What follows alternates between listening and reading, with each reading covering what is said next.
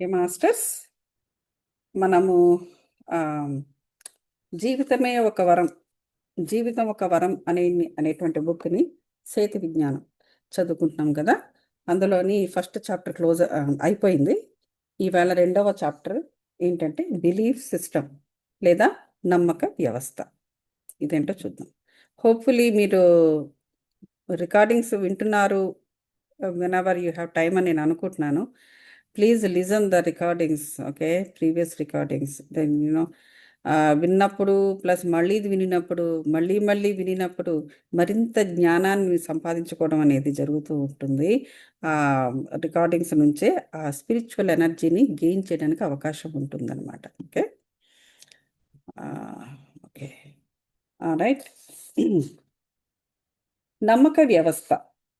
మనిషి మరి జీవాత్మలు భూమికి గల చైతన్య శక్తి రేంజ్లో మనము ప్రీవియస్ రికార్డింగ్స్లో ఈగో రేంజ్ గురించి చదువుకున్నాం కదా. Range of ego.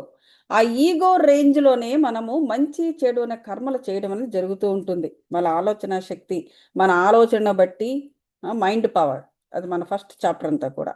సో ఈవేళ ఈ రోజు మనం బిలీఫ్ సిస్టమ్ అనేది ఏ విధంగా ఉంటుంది అనేది, అది ఏ రేంజ్లో జరుగుతుంది అనేది మనం ఈవేళ తెలుసుకుంటాం. అయితే సో మా జీవాత్మలు జన్మ తీసుకున్నాయి, రైట్. మరి జన్మ ఎక్కడ? భూమి మీద. ఈ భూమి మీద జన్మ తీసుకునేటప్పుడు ఈ భూమి మీద దాని రోల్స్, దాని పాత్రలు ఏమున్నాయో అది పాత్రలు వహించాలి, రైట్. ఆ పాత్రలని రోల్ ప్లే చేయాలి కదా. అంటే ఏంటి? ఆ జీవాత్మకు ఒక చైతన్య శక్తి కావాలి. ఎక్కడ నుంచి వస్తుంది ఆ చైతన్య శక్తి? అఫ్ కోర్స్ తన నుంచి తాను తాను వచ్చినప్పుడు మూడు చైతన్య శక్తులు తెచ్చుకుంటుంది, కరెక్టే. సో ఈ భూమి మీద ఒక నాటకం వెయ్యాలి కదా. సో ఆ చైతన్య శక్తి మరి భూమి నుంచే రావాలి. అంటే ఏంటి? ఎర్త్ కాన్షియస్నెస్ అంటే ఏంటి? ఆ తను తను తెచ్చుకునేవి ఏంటి? జ్ఞానశక్తి, క్రియాశక్తి, ఆ, ఇవి తెచ్చుకుంటుంది తనతో. కానీ భూమి మీద నాటకం ఉందిగా. ఆ నాటకాన్ని ఈ భూమి యొక్క చైతన్య శక్తితో అది ప్ర ఆ రేంజ్లో, అంటే ఎర్త్ కాన్షియస్నెస్ అనే ఆ రేంజ్లో తన చైతన్య శక్తిని వాడుతూ ఉంటుందన్నమాట. సో అప్పుడు ఆ రేంజ్లో ప్రవేశించి జన్మను తీసుకోవడం వల్ల ఈ ఆత్మశక్తి యొక్క అపరిమితమైన శక్తి సామర్థ్యాలను, అంటే ఎప్పుడైతే నువ్వు ఎర్త్ కాన్షియస్నెస్ అది తీసుకుందో, మరి నాటకం వెయ్యాలి కదా. నువ్వు ఆత్మశక్తి, నువ్వు ఆత్మగా ఉండేటప్పుడు నువ్వు కిందకు వస్తున్నావు, అప్పుడు నీకుండే శక్తి డిఫరెంట్. జ్ఞానశక్తితో ఉంటావు, ఆత్మశక్తితో ఉంటావు, ఆ శక్తి సామర్థ్యాలు డిఫరెంట్. కానీ ఆ శక్తి సామర్థ్యాలు భూమి మీద కంప్లీట్గా నీ పాత్రను వహించడానికి సరిపోదు. నువ్వు భూమి యొక్క కాన్షియస్నెస్ని తీసుకోవాల్సి వస్తుంది. ఆ రేంజ్లో పనిచేయడం మొదలు పెడతావు. ఎప్పుడైతే ఆ రేంజ్లో పనిచేయడం మొదలు పెడతావో నీ ఆత్మశక్తులన్నీ కూడా నువ్వు మర్చిపోతావు. ఓకే. సో భూమి మీద గల చైతన్య శక్తి రేంజ్లోనే నువ్వేం చేస్తావు? నీ యొక్క నమ్మక వ్యవస్థను ఏర్పరచుకోవడం మొదలు పెడతావు.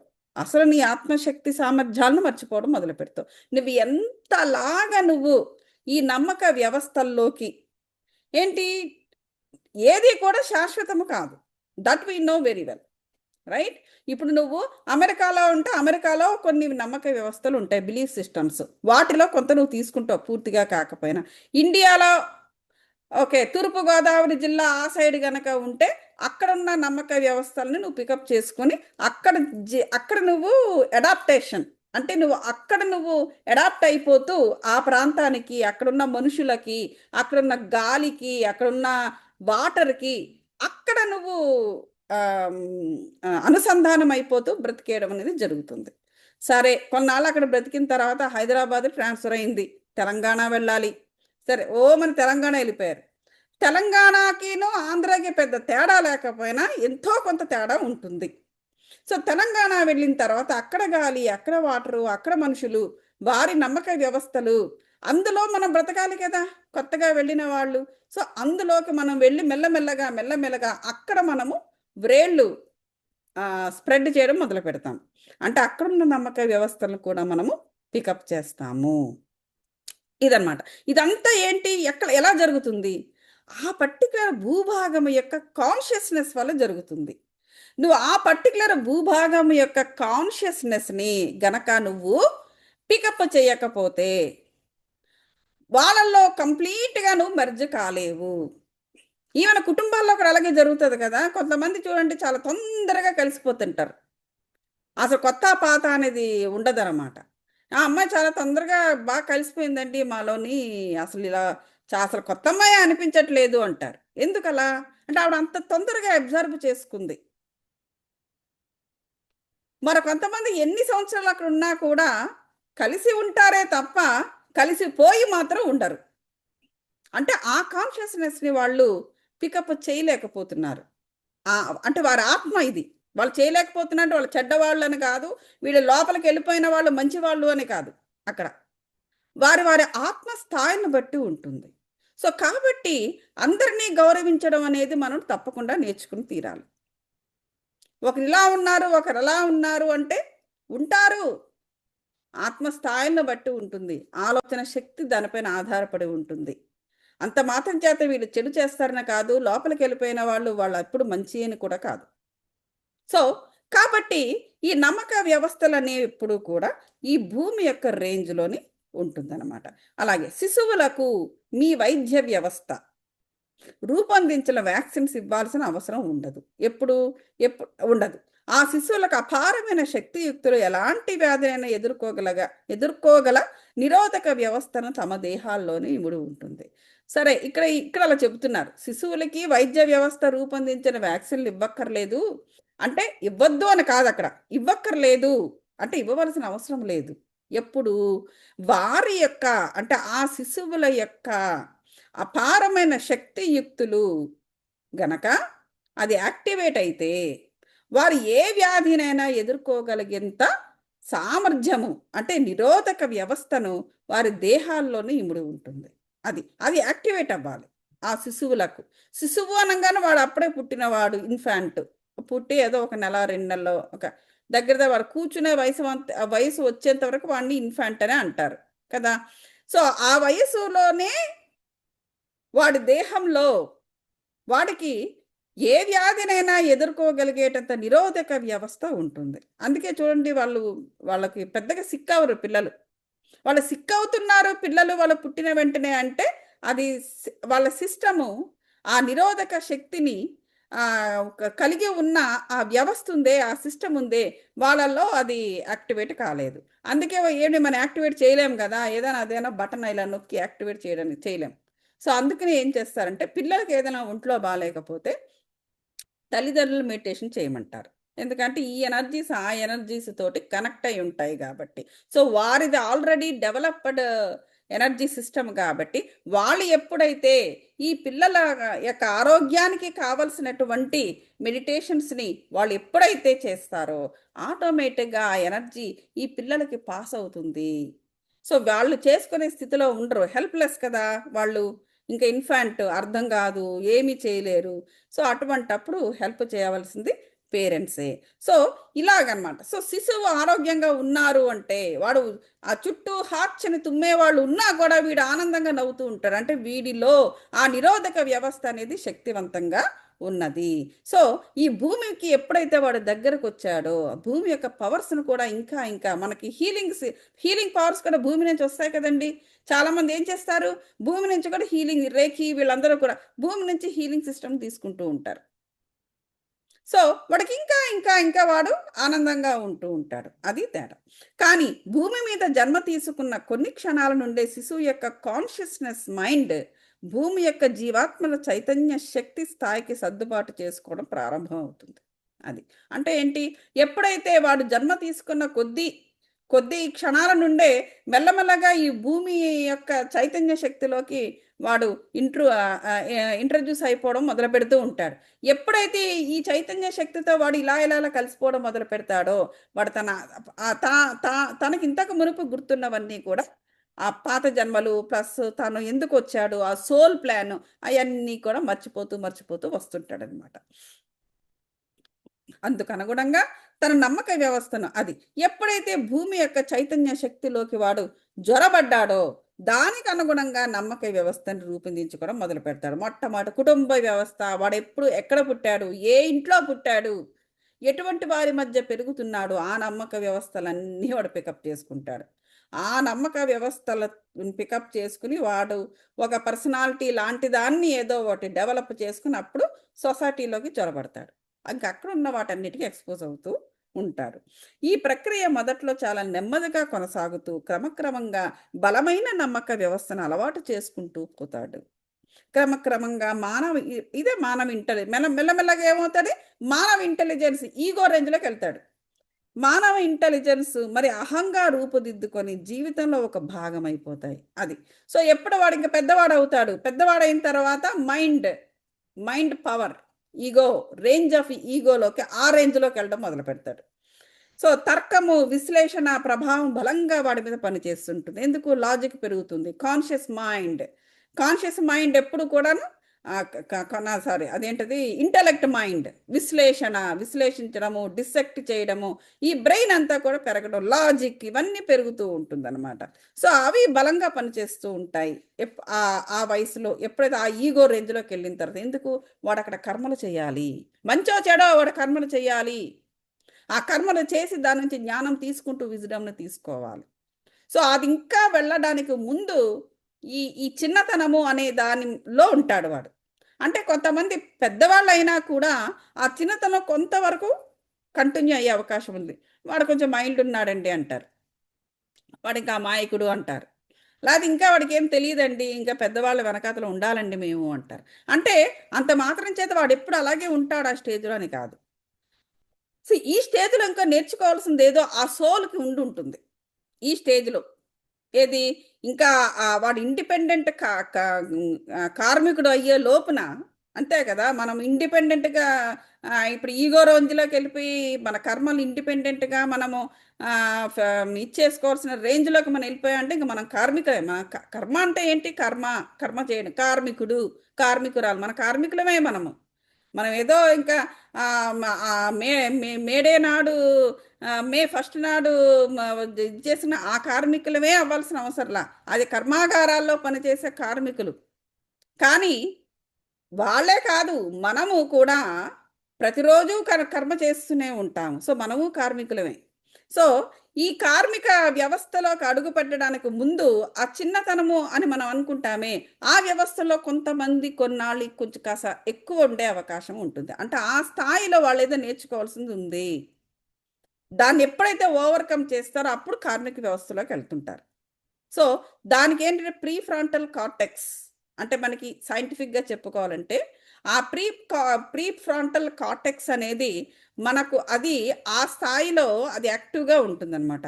అందుకే అది షార్ట్ మెమరీ అది. సో అందుకని మనము ఆ స్టేజ్లో ఉన్న వాటన్నిటిని తర్వాత కార్మిక వ్యవస్థలోకి వెళ్ళిపోతే మర్చిపోతాం. ఎప్పుడో చిన్నప్పుడు జరిగింది అంటాం, సరిగ్గా గుర్తుండవు మనకి. సో కానీ ఆ చిన్నతనంలో మనకి ఏమిటి దాని యొక్క ఉపయోగం ఏంటి అంటే అది ఎక్స్ప్లోరేషన్ స్టేజ్. ప్రతిదాన్ని కూడా ఎక్స్ప్లోర్ చేస్తుంటాము సైంటిస్టులలాగా. పిల్లలైనా అంతే కదా, పుట్టిన వాళ్ళు ఏ చేతికి ఏమి ఇచ్చినా కూడా వాడు నేల కింద టాప్ మన కొడతాడు, కొట్టి హహ అని నవ్వుతాడు. అంటే వాడు ఎక్స్ప్లోరేషన్ స్టేజ్ అది. అంటే ఏంటి? ఆ టైంలో వాడికి అసలు కొట్టి ఆ శబ్దాన్ని వింటాడు, ఆ కొట్టి పగిలిందని తెలుసుకుంటాడు. ఏదో ఒకటి ఏదో అది వాడికి మాటలు రావు కాబట్టి వాడు చెప్పడు, వాడు హాయిగా నవ్వుతూ ఉంటాడు, వాడికి ఏదో నవ్వొచ్చింది వాడికి. సో కాబట్టి అదంతా ఎక్స్ప్లోరేషన్ స్టేజ్ అనమాట. అప్పుడు ఈ ప్రీ ఫ్రాంటల్ కార్టెక్స్ అనేది యాక్టివ్గా ఉంటుంది. ఎప్పుడైతే మనము కార్మిక వ్యవస్థలోకి వెళతామో, ఆ ఈగో రేంజ్లోకి వెళతామో, అప్పుడు ఏం జరుగుతుందంటే ఫ్రాంటల్ కార్టెక్స్ అనేది యాక్టివేట్ అవుతుంది అనమాట. ఈ ప్రీ ఫ్రాంటల్ కార్టెక్స్ అనేది ఇది తగ్గుతుంది. సో అందువల్ల మనకి ఆ షార్ట్ మెమరీస్ వరకే ఉంటుంది. అవన్నీ మనం జీవితాంతం క్యారీ చేయము, ఎప్పుడోసారి మర్చిపోతాం, అవన్నీ చిన్నప్పుడు చేసినవన్నీ మర్చిపోతాం అది. అయితే సో ఇదంతా కూడా మానవ ఇంటెలిజెన్స్ మనకి దశల వారీగా మారుతూ వస్తూ ఉంటుంది. అప్పుడు నమ్మక వ్యవస్థ. చిన్నతనంలో మా నమ్మక వ్యవస్థ ఏంటి? ఏమీ ఉండదు. ఆకలేస్తుంది, సో ఏడుస్తాము, వాళ్ళు ఎవరో వచ్చి పాలు పట్టడమో లేకపోతే ఇంత అన్నం పెట్టడమో ఏదో చేస్తారు, అంతే మన నమ్మకం. ఎవరో వస్తారు, ఏదో మనకి పాలు ఇస్తారు, ఆకలిస్తే ఏడవాలి అనేదే మన నమ్మకం. అప్పుడు నమ్మితే అన్నీ దొరుకుతాయి, ఇంకా అంతగాని ఇంకేం లేదు మనం చేయాల్సింది అప్పుడు. సో అలా అనమాట.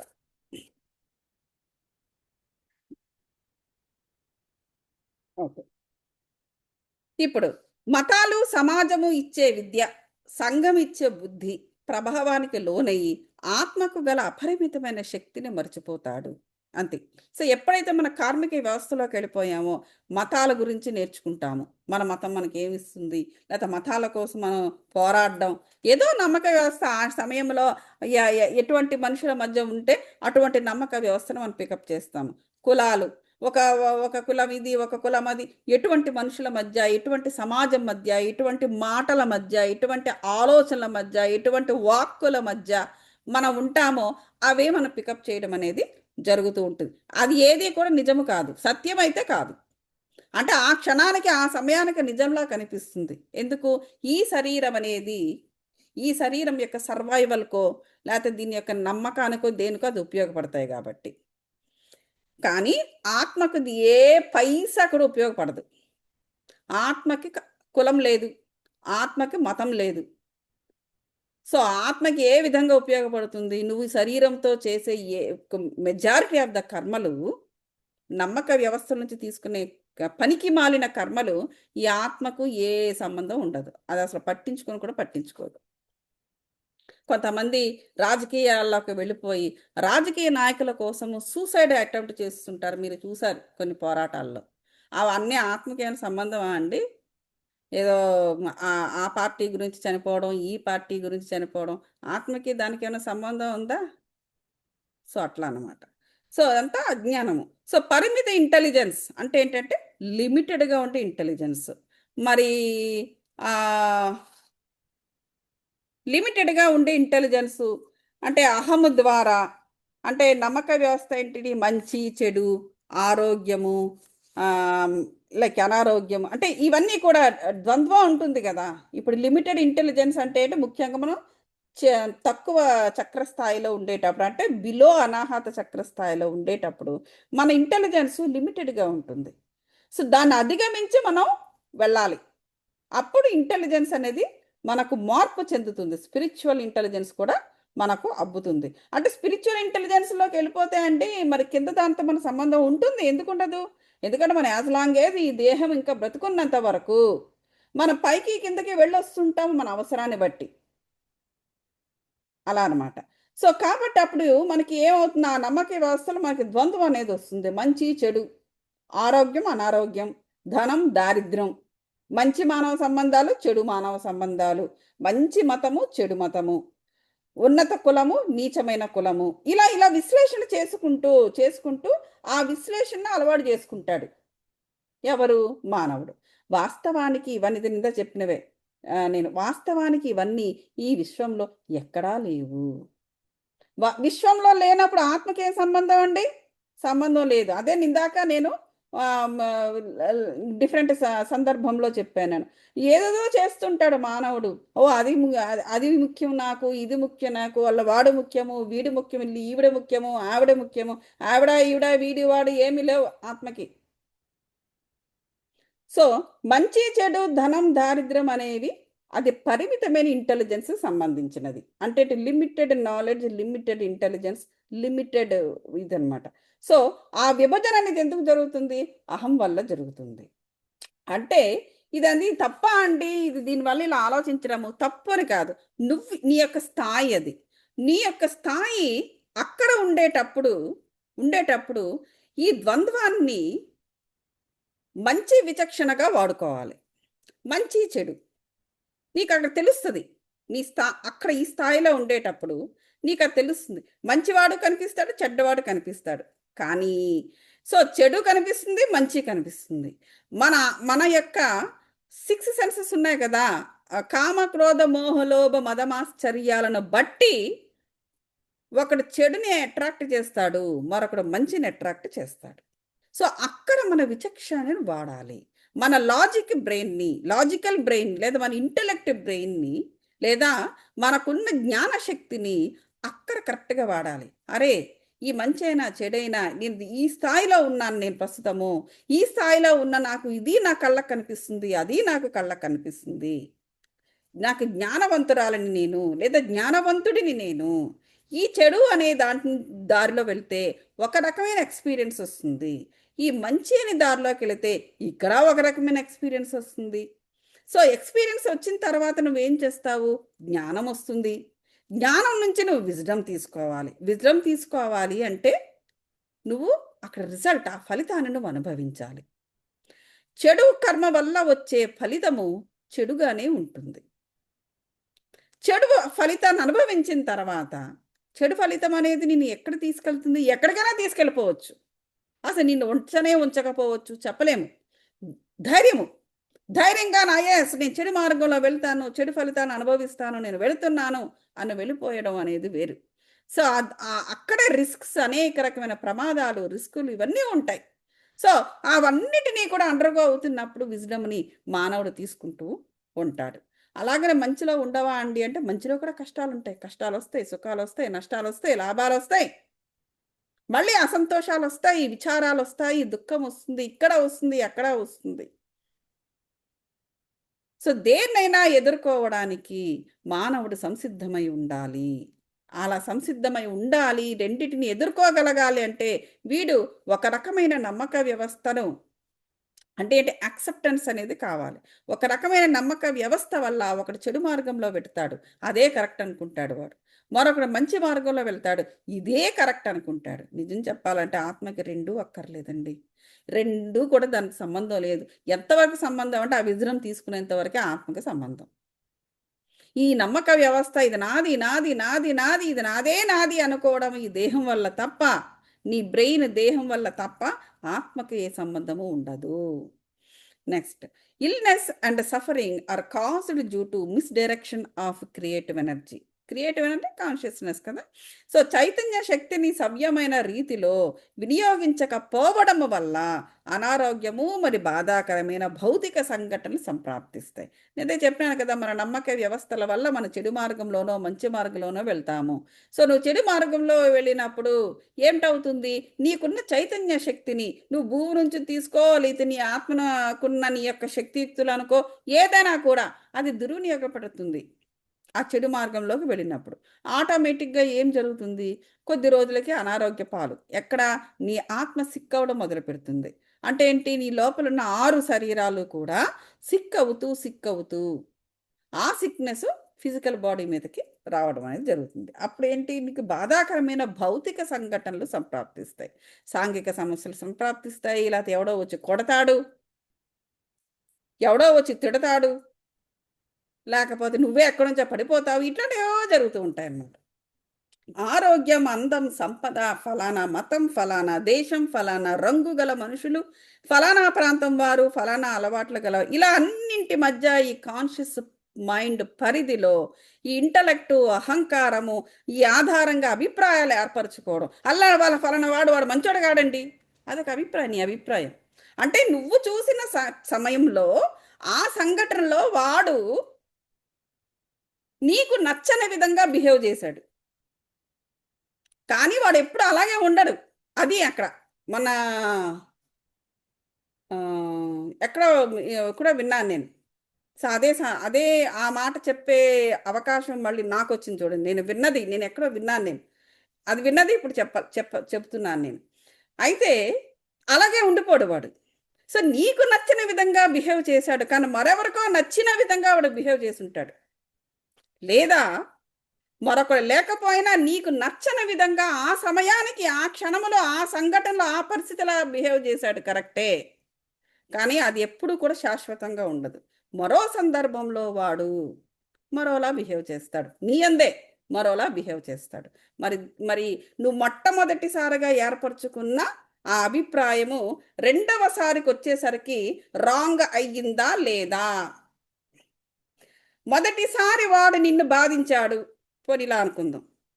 రెండవ ములాఖాతులో రెండోసారి నువ్వు ఎప్పుడో కలిసినప్పుడు వాడు నీకు సారీ చెప్పాడు. మరి ఇప్పుడు ఏం చేద్దాం? మొదటిసారి వాడు నిన్ను బాధించినప్పుడు వాడిని నానా తిట్లు తిట్టుకున్నావు, శాపాలు పెట్టావు, ఇలాగని. మరి వాడు కొద్ది రోజులు పోయిన తర్వాత, ఒక వారమో 2 వారాలు పోయిన తర్వాత వాడు మీ ఇంటికి వచ్చి సారీ చెప్పాడు. మరి ఇప్పుడు ఏం చేద్దాం? అది ఇప్పుడు మళ్ళీ వాడిని ప్రేమిద్దామా, లేకపోతే అప్పుడు ఉన్న అభిప్రాయాన్ని కంటిన్యూ చేద్దామా? సో కాబట్టి ఇదంతా కూడా ఇక్కడ మనం అర్థం చేసుకోవాల్సింది ఏంటంటే, ఇదంతా కూడా ఫిజికల్ యాక్షన్స్. కాలాన్ని బట్టి స్పేస్, డైమెన్షన్ ఇవన్నీ కూడా అప్పటికలా సహకరిస్తాయి. వాళ్ళ యొక్క నమ్మక వ్యవస్థ, వాళ్ళ జీవన విధానము, ఆ నమ్మక వ్యవస్థలోని జీవన విధానాల్లోని వారు ఎవరెవరితోనో బైండ్ అయి ఉంటారు. కుటుంబాలతో బైండ్ అయి ఉంటారు. వాళ్ళ ఫ్రెండ్స్‌తో బైండ్ అయి ఉంటారు. నీకు అందులో షేర్ ఉండదు. అందువల్ల నువ్వు సెపరేట్‌గా ఉంటావు. వాడు నిన్ను సెపరేట్‌గా చూస్తున్నాడు. సో, అలా బైండ్ అయి ఉండడం వల్ల అక్కడ వాడి క్యారెక్టర్ అక్కడ మారింది. ఎందుకంటే దానికి అనుగుణంగా వాడు బిహేవ్ చేస్తాడు. నీకది కంటకంగా ఉంది. ఆ సమయంలో వాడు వాళ్ళతోనే ఉన్నాడు. ఆ సిట్యుయేషన్‌తో ఉన్నాడు. ఆ మనుషులతో ఉన్నాడు. అందువల్ల వాడి క్యారెక్టర్ అది. క్యారెక్టర్ అనేది ఏంటని మళ్ళీను క్యారెక్టర్ అనకుండా అక్కడ వాడి అక్కడ వాడి యాక్షన్ అది. క్యారెక్టర్ కాదు. అక్కడ వాడి యాక్షన్ అది. ఒక వారం తర్వాతో, 2 వారాల తర్వాత వాడొచ్చి నిన్నిక్కడ వచ్చి సారీ జెప్తున్నాడు. ఇక్కడ వీడి యాక్షన్ ఇది. ఆ సేమ్ పర్సన్. సో, అందుచేత ఏమంటారంటే జడ్జిమెంటల్‌గా ఉండొద్దు అంటారు. అంటే అక్కడ జడ్జిమెంటల్‌గా ఉండొద్దు అంటే అక్కడ వాడు చేసిన మ యాక్షన్ కరెక్టే, కరెక్టే అని చెప్పేసి నిన్నక్కడ తల వంచుకోమని చెప్పలేదక్కడ. సో, డోంట్ జడ్జ్ అంటే ఏంటంటే ఓన్లీ అది వాడి ఫిజికల్ యాక్షన్ అది. దాని మీద బేస్ అయ్యి వాడి లోపల ఇన్నర్ చైల్డ్ ఒకటి ఉంటుంది కదా! ఆత్మ. దాన్ని జడ్జ్ చేయొద్దు అన్నారు. దాన్ని జడ్జ్ చేస్తే ఏమవుతుందంటే అది మనకి పాపమొస్తుంది. ఎందుకంటే అది ఆత్మ ఏమి ఇన్వాల్వ్ కాలేదు. అది కేవలం అది వాడి దేహము, వాడి బ్రెయిన్. బ్రెయిను, మైండు, థాట్స్ ఇయన్నీ కూడా ఈ దేహ వ్యవస్థకు సంబంధించినదే. శారీరక వ్యవస్థకు సంబంధించినదే. సో, ఆ శారీరక వ్యవస్థ అనేది వాడి శరీరము, వాడి ఇష్టము. వాడి శరీరాన్ని రకరకాల నమ్మక వ్యవస్థలతో బైండ్ చేసుకుంటే మనమేం చేస్తామండి? సో, అలా అదే అనుకుంటది ఆత్మ కూడా. ఈ శరీరం తీసుకెళ్ళి నేను చెప్పే పనులు చేయరా బాబు అని చెప్పేసి నేను కష్టపడి భూమి మీదకి తీసుకొస్తే, వీడు నన్ను పక్కన పెట్టి రకరకాల నమ్మక వ్యవస్థలు, రకరకాల మనుషులతో బైండ్ అయ్యి ఏవో చేస్తున్నాడు. నాకెందుకులే ఎలాగన్నా పోనీ అని చెప్పేసి ప్రశాంతంగా లోపల ఉంటాడు ఆత్మ. సో, అది గనక ఎక్కువైపోయింది అంటే ఏమవుతుంది? ఆత్మ ఎప్పుడైతే క్షీణించడం మొదలుపెడుతుంది. ఎప్పుడైతే క్షీణించడం మొదలుపెట్టిందో జబ్బులొస్తూ ఉంటాయి వాడికి. క్షీణిస్తూ ఉన్నప్పుడు ఇంకా it starts seeing for the exits. రకరకాల అది ఆల్రెడీ సోల్ ప్లాన్‌లోనే ఉంటుంది. ఆ ఎగ్జిట్స్‌ని పెట్టుకునే వస్తుంది ఆత్మ. సో, ఎందుకంటే ఆ దేహము గనక తను చెప్పిన మాట వినకపోయినప్పుడు తను ఆ ఎగ్జిట్స్ చూసుకుంటూ ఉంటుంది. ఎప్పుడు బయటికెళ్ళిపోదామా అని. అప్పుడు దేహం ఇట్ ఫాల్ అపార్ట్. ఇంకా అది పనికి రాకుండా పోతుంది. Because she doesn't want it. ఆత్మ అనేది తన తనకు తన ప్లాను చెయ్యకుండా తనలాగా భూమి మీద అట్టే పెట్టే దేహాన్ని తను ఎక్కువ కాలం కోరుకోదు. తనకనవసరం అది. ఆ దేహాన్ని పక్కన పడేస్తే మరో దేహంలోకెళ్ళిపోతుంది. సో, ఇది జరుగుతూ ఉంటుంది. అందువల్ల బీ కేర్‌ఫుల్. అందువల్ల కేర్‌ఫుల్‌గా ఉంటూ ఉండండి. ఆరోగ్యము, అందము, సంపద, ఓకే. ఇదంతా చెప్పేసాను నేను. సో, కాబట్టి ఈ మహా విశ్వ సృష్టిలో ఒకటి ఎక్కువ, మరొకటి తక్కువ. ఒకటి పవిత్రము, మరొకటి అపవిత్రము. కొందరు ఉన్నతమైన వారు, కొంతమంది నీచమైన వారు. ఇలాంటివేవీ ఉండవు. దేనికి? విశ్వ సృష్టిలో. విశ్వ సృష్టి ఎక్కడుందండి? స్పిరిచ్యువల్ అది. అది దానికి ఏకత్వం అనే భావన ఉంటుంది. వన్నెస్. ఆ వన్నెస్ అనే ఆ వన్నెస్ స్టేజ్‌లోకి నువ్వు కూడా ఎంటర్ అయిపోతే, నువ్వు కూడా విశ్వంలాగే ఆలోచిస్తావు. విశ్వంలాగే బిహేవ్ చేస్తావు. ఒక అపవిత్రమైన మనిషి నీ కళ్ళ ముందు ఉన్నా కూడా నీకేమీ అనిపించదు. నీకు అసహ్యం వేయదు. నీకు వాంతి రాదు. మామూలుగానే ఉంటావు. ఒక పవిత్రమైన వాడిని ఎలా చూసినప్పుడు నీకు ఎలాగ నువ్వు మామూలుగా మాట్లాడతావో, ఏమీ జడ్జిమెంట్ లేకుండా, ఏది కూడా అలజడి లేకుండా, ఒక అపవిత్రమైన ఆహ్, మ వాళ్ళు ఎవరైనా వచ్చినా, అపవిత్రమైన వాళ్ళనేది కాదు. ఒక ఏదో మొత్తానికి నీకు నచ్చనిది ఏదైనా వాళ్ళు ఎవరైనా వచ్చినా కూడా నువ్వు అలాగే ఉంటావు. ఆ స్టెబిలిటీ ఉంటుందనమాట. దాన్ని స్థితప్రజ్ఞత అంటారు. అంటే నువ్వు దేనికి కూడా నువ్వు బైండ్ అవ్వట్లేదు. వీళ్ళకి బైండ్ అవ్వట్లేదు, వీళ్ళకి బైండ్ అవ్వట్ల. పోనీ జంతువు తీసుకుందాం. ఇక్కడ సింహం వచ్చింది. సింహం అంటే గ్రేట్ గదా! ఎక్కడో ఒక పందొచ్చింది. పంది గ్రేట్ కాదు గదా! సో, దీన్ని ఒకేలా చూస్తాం సింహాన్ని, పందిని కూడా. అట్లాగనమాట. సో, కాబట్టి ఈ మహావిశ్వ సృష్టిలో ఈ అనంతమైన సృష్టికి ఈ పవిత్రం, అపవిత్రం అనేది ఉండదు. ద్వంద్వ స్థాయిలో లేదు గనక. మనకి ఉంటుంది, ద్వంద్వ స్థాయిలో ఉన్న మనుషులకి ఉంటుంది. వీడిది వాడది వాళ్ళది వీళ్ళది ఇట్లాంటివన్నీ అనమాట. సో ఆ ఇది అది దానిని సరి అయిన జ్ఞానాన్ని తీసుకోవడానికి ఉపయోగించుకోవాలి. సృష్టి సమస్తము పరమ పవిత్రమైనదే, పరమోత్కృష్టమైనదే.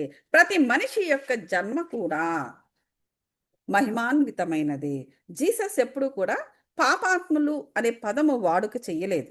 ఆయన వాదనల సారాంశం అంతా కూడా మానవునికి అపరిమితమైన శక్తి సామర్థ్యాలు అతని అంతర్ప్రపంచంలో ఇముడు ఉంటున్నాయి. ఆయన ఏం చెప్తూ ఉండేవారట జీసస్? ఈ పాపాత్ములు అనే పదం మాట్లాడేవారు కాదట. సో మానవుని యొక్క ఏం చెప్పేవారట? ఆయన చెప్పిన సారాంశం నెంబర్ 1, మానవునికి అపరిమితమైన శక్తి సామర్థ్యాలు అతని అంతర ప్రపంచంలో ఇముడి ఉన్నాయి అని చెప్పేవారట.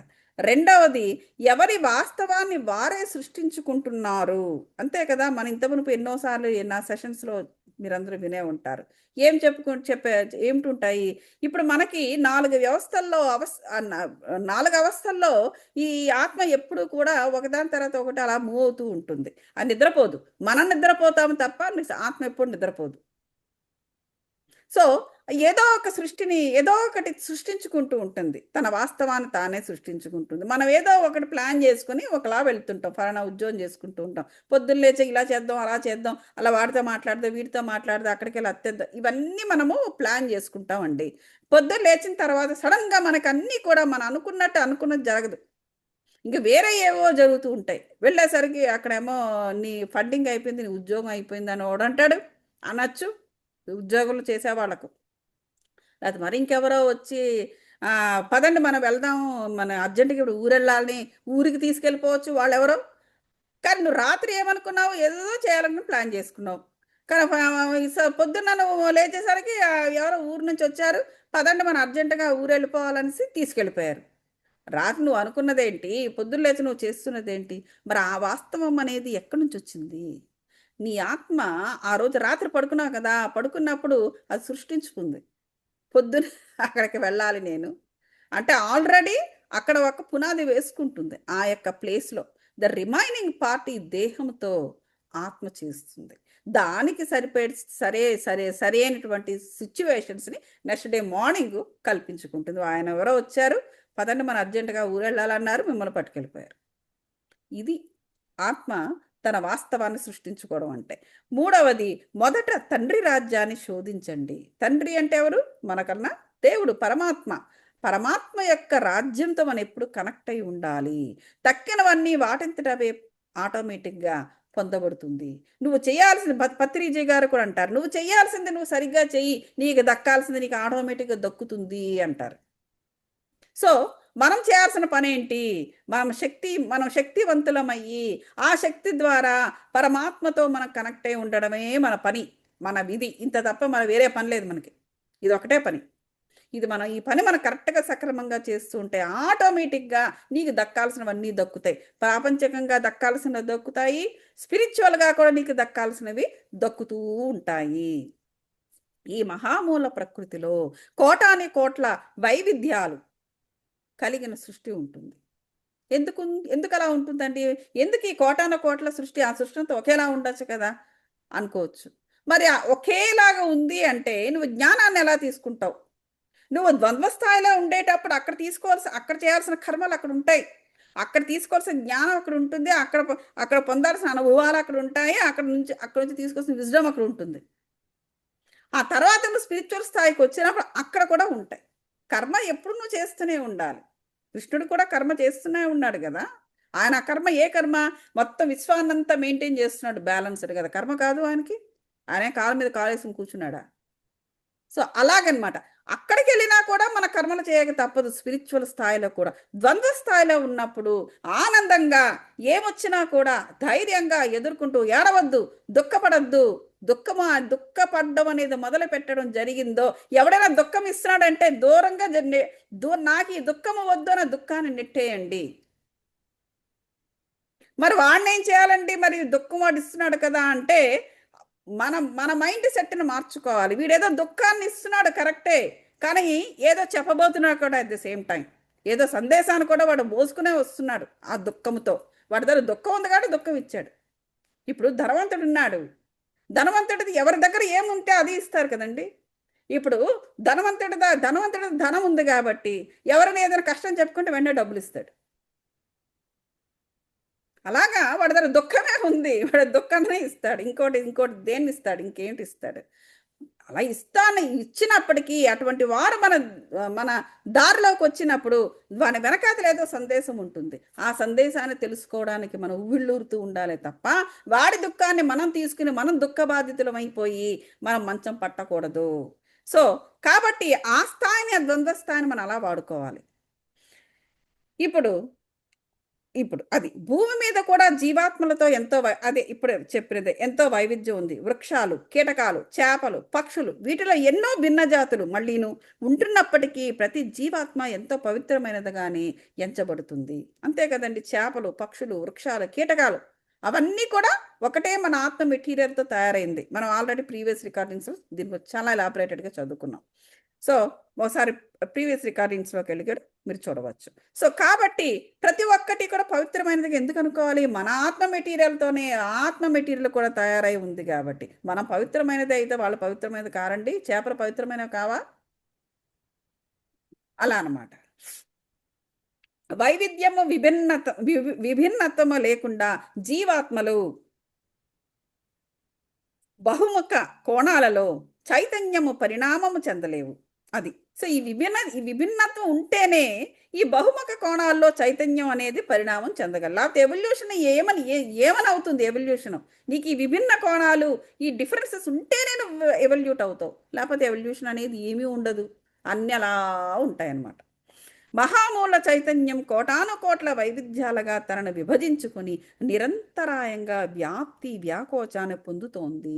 మనిషి జన్మ కూడా నిరంతర వ్యాప్తి ప్లస్ వ్యాకోచం కోసం ఉద్దేశించబడింది. చూసారా? మనిషి యొక్క జన్మ కూడా అంతే. మనిషి యొక్క జన్మ కూడా ఏంటి? నిరంతరము వ్యాప్తి చెందుతూ ఉంటుంది. ఇప్పుడు ఆత్మ అనేది పురుషం ఎప్పుడు కూడా ఆత్మ అనేది పురుషార్థం అంటారు. పుణ్యం పురుషార్థం అంటారు. ఏంటి పురుషార్థం? పుణ్యం పురుషార్థం రెండు కలిసి వస్తాయి వెళ్ళండి అంటారు. పురుషార్థం అంటే ఏమిటి? మన ఆత్మే అది. పురుషము అంటే మన ఆత్మ ఎప్పుడు పురుషాత్మలే. మరి స్త్రీలుగా పుట్టాం కదండి అంటే ఏదో కొన్ని క్వాలిటీస్ కోసం మన స్త్రీలుగా పుట్టడం జరిగింది. అంటే పురుషులందరూ టాపా అండి అంటే పురుషుడు టాపు అని కాదు అక్కడ. వాడు పురుషుడిగా పుట్టాడు అంటే ఆత్మ గురించి నేను మాట్లాడుతున్నాను. అది పురుషార్థము అంటే ఆత్మ. నువ్వు స్త్రీ జన్మ ఎత్తినప్పుడు ఆ పురుషార్థానికి కొన్ని క్వాలిటీస్ని డెవలప్ చేసుకుని ఆ క్వాలిటీస్ని సంపాదించుకుంటుంది అది. అంతేగాని పురుష ఆకారము స్త్రీ ఆకారం గురించి నేను మాట్లాడటం లేదు. ఎందుకంటే స్త్రీ జన్మ అనేది ఒక ఉత్కృష్టమైన జన్మ. ఆ సృష్టికి కారణము స్త్రీ ప్లస్ కొన్ని ప్రత్యేకమైన లక్షణాలను ఆవిడ కలిగి ఉండాలి. ఉన్నప్పుడే బ్యాలెన్స్డ్గా సృష్టిని ముందుకు తీసుకెళ్తుంది. పురుషునితో సహా. ఇలా అది వేరే టాపిక్లో ఎప్పుడైనా మాట్లాడుకోవచ్చు. ఈ భౌతిక ప్రపంచంలో కాన్షియస్ మైండ్కు సబ్ కాన్షియస్ మైండ్కు మధ్య వారధిగా ఈ బ్రెయిన్ అనేది ఒక అవయవంలో, ఒక దేహంలో ఒక అవయవంగా పనిచేస్తుంటుంది. అంతే కదా. ఇది చూడండి హెడ్. ఈ హెడ్ అనేది ఏంటి? నా దేహంలో ఒక పార్ట్. ఈ హెడ్లో ఏముంది? స్కల్ ఉంది. ఎందుకు? అది అస్థి పంజరము. సో అయితే ఈ లోపల ఉన్న గుజ్జు ఏమిటి? బ్రెయిన్. సో ఈ బ్రెయిన్ అనేది మరి దేనికి సంబంధము? ఆత్మకి సంబంధమా లేకపోతే దేహానికి సంబంధమా? దేహానికే సంబంధమైనది. కానీ ఈ దేహానికి సంబంధమైన ఈ బ్రెయిన్ కాన్షియస్ మైండ్కి సబ్ కాన్షియస్ మైండ్కి మధ్యలో ఒక వారధిగా పనిచేస్తుంది. అంటే ఏంటి? ఈ స్పిరిచువాలిటీకి ఫిజికల్ వరల్డ్కి రెండింటికి కూడా ఇది మధ్యలో పనిచేస్తుంది బ్రెయిన్. చాలా ఇంపార్టెంట్. మనోశక్తిలో అంటే మైండ్ యొక్క పవర్ అనంతమైన శక్తి ఉన్నప్పటికీ మెదడు ద్వారా త్రిదిశా తలములో భౌతిక సంఘటనల వైపు మళ్లింపబడుతూ ఉంటుంది. అది మనోశక్తిలోని మైండ్ పవర్. మైండ్ అంటే ఏంటి? థాట్స్. ఈ అనంతమైన శక్తి ఉంటుంది. ఎందుకు? ఈ బ్రెయిన్ అనేది ఆలోచిస్తూ ఉంటుంది. ఆ ఆలోచన శక్తి బ్రెయిన్ కలిగి ఉంటుంది. అదే అది కలిగిన ఆ మైండ్ని దాన్ని చాలా క్లోజ్గా నీ మనసు ప్రయాణిస్తూ ఉంటుంది. మనస్సు అనేది అందుకే అంటారు ఈ బ్రెయిన్ సెల్స్, కొన్ని సెల్స్తోనే ఈ హార్ట్లో మజిల్స్ కొన్ని ఉంటాయన్నమాట, సిగ్నల్స్ ఉంటుంది ఈ హృదయానికి బ్రెయిన్కి. సో ఇవి రెండు కూడా ఏంటంటే త్రిదిశల తలంలో భౌతిక సంఘటనల వైపు మళ్లింపబడుతూ ఉంటుంది అది. సో భౌతిక పరమైన ఈ దేహంతో చేసే పనులన్నింటిలో కూడా ఈ బ్రెయిన్ హార్ట్ అనేది ఆటోమేటిక్గా, ఎందుకంటే ఆ రెండు కూడా ఆ సిగ్నల్స్ ద్వారా ఈ దేహముతో కలిసి పనిచేస్తాయి. ఫలానా వ్యాధి నయమవుతుందని మీరు ప్రగాఢంగా విశ్వసించినప్పుడు మనోశక్తి నుండి వెలువడే సంకేతాల ఆధారంగా మెదడు అందుకు సరిపడా జీవన రసాయనాలను విడుదల చేసి దేహంలోకి వాటిని పంపి ఆ దేహంలోని వ్యాధిని నయం చేస్తుంది. చూసారా, అందుకే అంటారు పాజిటివ్గా ఉండండి. క్యాన్సర్ వచ్చిన వాళ్ళకి మెయిన్గా వాళ్ళ వాళ్ళ యొక్క ఆలోచన శక్తిని మార్పు చేస్తారు స్పిరిచువల్గా మెడిటేషన్స్ అవన్నీ చేసి. అది వాళ్ళు బయటపడేయడం అంటే అది మందులు తీసుకుంటూ మేము ఇప్పుడు చచ్చిపోతాం అప్పుడు చచ్చిపోతాం ఇది కానీ మేము ఇలాగే ఉంటాము ఇంకా మేము బ్రతకము, ఇలాంటి చాలా నిరాశ నిస్పృహలతో ఉంటారు వాళ్ళు. సో ఏదైనా కూడా ఏ వ్యాధి అయినా సరే, అది దురదలు వచ్చినా కూడా మనము చిరాకు పడతాం, బాధపడతాం, ఇది ఎప్పటికీ తగ్గట్లేదు, ఎప్పుడు తగ్గుతుంది, జ్వరం వస్తుంది ఎప్పుడు తగ్గుతుంది, ఆ పని చేయాలి, ఇలాంటి స్ట్రెస్లో మనం ఉంటుంటాం. స్ట్రెస్ కూడా వ్యాధే కదా. అప్పుడు ఏం చేసి అందుకే ఏమంటారంటే ఆ వ్యాధి నయం అవ్వాలంటే మన మనోశక్తి నుండి, అంటే ఏంటి, బ్రెయిన్ టు హార్ట్ సిగ్నల్స్, అది మనోశక్తి. ఈ మనోశక్తి నుండి కొన్ని సంకేతాలు వెలువడుతుంటాయి, అదే సిగ్నల్స్ అంటున్నాను కదా. సో ఆ సంకేతాలు మెదడుకి చేరుతాయన్నమాట. చేరినప్పుడు ఆ మెదడు కొన్ని జీవరసాయనాలను విడుదల చేస్తుంది. ఆ విడుదల చేసిన జీవరసాయనాలు మన దేహంలో ప్రవహించి ఎక్కడైతే ఏ భాగాన్నైతే వ్యాధితో బాధపడుతుంటుందో ఆ వ్యాధిలో ఆ శరీర వ్యవస్థలోకి, ఆ పార్ట్లోకి ప్రవేశించి అక్కడ నయం చేయడం మొదలు పెడుతుంది. చూసారా, మెడిటేషన్స్ కనుక చేస్తే జబ్బులు పోతాయంటే అర్థం ఏంటంటే ఇదంతా జరుగుతుంది. ఎందుకు, నీలో ఆ స్పిరిచువల్ శక్తి ఎప్పుడైతే పడిందో నువ్వు ఆ లో వైబ్రేషన్స్కి కనెక్ట్ అవ్వడం మానేస్తావు. అప్పుడు నాకు ఈ బాధ ఆ బాధ లేకపోతే చచ్చిపోతాను అది ఇది అవి ఉండవు అన్నమాట. ఎప్పుడైతే నీకు ఉండకుండా నువ్వు ఆరోగ్యంగా, నువ్వు ఆప్టిమిస్టిక్గా, నువ్వు పాజిటివ్గా నువ్వు ఆలోచించడం మొదలు పెడతావో ఆ సిగ్నల్స్ నీకు హార్ట్ నుంచి బ్రెయిన్కి వెళుతుంది. అప్పుడు ఆ బ్రెయిన్ కొన్ని జీవరసాయాలను విడుదల చేస్తే అది నీ దేహంలో ప్రవహిస్తూ ఎక్కడైతే ఏ భాగం అయితే సిక్ అయ్యి నువ్వు బాధపడుతున్నావో ఆ భాగానికి వెళ్ళి అది అక్కడ ఆ వ్యాధిని నయం చేస్తుంది. ఆ విధంగా బయటపడతావు. దేహము తనకు గల అపరిమితమైన శక్తులతో ఏ విధమైన జీవన రసాయాన్ని అయినా ఉత్పత్తి చేసుకోగలదు. చూసారా, ఆ బ్రెయిన్కి ఆ శక్తి ఉంది. నీ యొక్క సంకేతాలను బట్టి నీకు యొక్క ఫీడ్బ్యాక్ని బట్టి, నువ్వు ఇచ్చే ఫీడ్బ్యాక్ని బట్టి నీ బ్రెయిన్ ఆ పర్టికులర్ జీవరసాయాన్ని తయారు చేస్తుంది. నువ్వు అనవసరంగా ఏదో ఊహించుకొని దేనికో నువ్వు అటాచ్ అయిపోయి వాళ్ళ దుఃఖాన్ని వీళ్ళ దుఃఖాన్ని, వాళ్ళ చెత్తని వీళ్ళ చెత్తని తీసేసుకుంటూ బాధపడుతూ ఉంటే, ఓహో వీళ్ళకి ఇదే కావాలని ఈ బ్రెయిన్ ఏం చేస్తుంది, దానికి తగిన జీవరసాయనాన్ని అది విడుదల చేస్తుంది. అది ఆ విడుదల చేసిన జీవరసాయనం ఏమవుతుంది, నీ ఇమ్యూన్ సిస్టంలోకి, బ్లడ్ సిస్టంలోకి, ఆ సిస్టంలోకి, ఈ సిస్టంలోకి ప్రవహించి మొత్తం సిక్కు చేసేస్తుంది. వాళ్ళకన్నా ముందు మనమే పోతాం. దుఃఖాన్ని ఇచ్చేవాళ్ళకన్నా తీసుకునేవాడు ముందు పోతాడన్నమాట. ఇట్లాంటివి జరుగుతాయి అన్నమాట. సో కాబట్టి దేహము తనకు గల అపరిమితమైన శక్తులు, ఇవన్నీ కూడా మన దేహంలో ఉన్న శక్తి. సో కాబట్టి క్యాన్సరు, ఎయిడ్స్ ఇలాంటివన్నీ సంక్రమించి బాధపడుతూ ఉంటారు కదా, వారందరూ ఎటువంటి వ్యాధినైనా ఈ విధంగా నయం చేసుకోవచ్చు. చిన్నపిల్లలు మరి శిశువులు ఈ వర్తమానంలోని భూ చైతన్య శక్తికి, అంటే ఎర్త్ కాన్షియస్నెస్ అనుగుణంగా ఇమిడిపోవడం వల్ల వారి కాన్షియస్ మైండ్ ప్లస్ అహం పరిధిలోనే నమ్మక వ్యవస్థను పొందడం జరుగుతూ ఉంటుంది.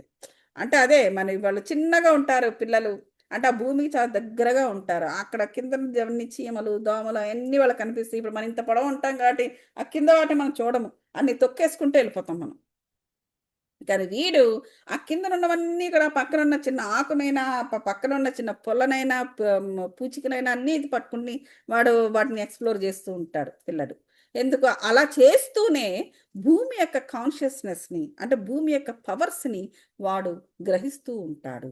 ఆ విధంగా వాడు గ్రౌండెడ్ అనమాట. ఆ విధంగా మరి చెట్టు ఎలాగైతే వ్రేళ్ల ద్వారా అది చెట్టు అలాగా స్ప్రెడ్ అయ్యి ఆ భూమికి అంటుకున్నంత పెద్ద చెట్టు ఉంటుందో వీడు కూడా అలాగా భూమికి రూటెడ్ అవుతాడు.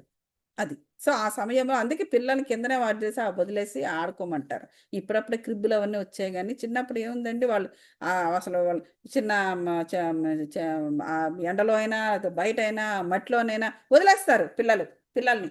అంటే వాళ్ళ శుభ్రత తెలీదని కాదు. కానీ వాడు అలాగే పెరగాలి గాబట్టి. అదే కరెక్ట్.